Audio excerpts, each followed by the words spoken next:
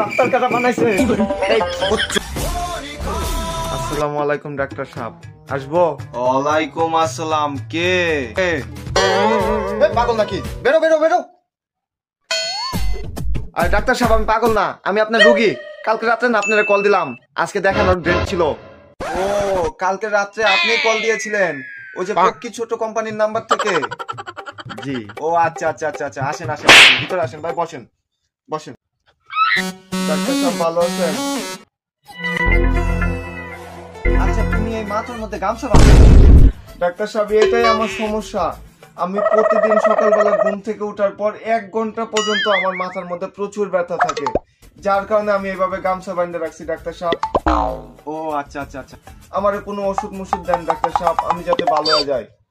না, ওষুধ ওই রকম ভাবে কিছু লিখে দিতে হবে না, তবে আমি তোমাকে কিছু নিয়ম দিতে পারি। এই নিয়ম মানলে তুমি এমনি ভালো হয়ে যাবে, শুধু শুধু ওষুধের টাকা লাগবে না।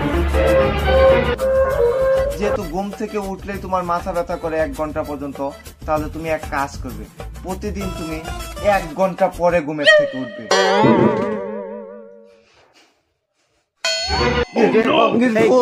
ডাক্তার কাটা বানাইছে। ডাক্তার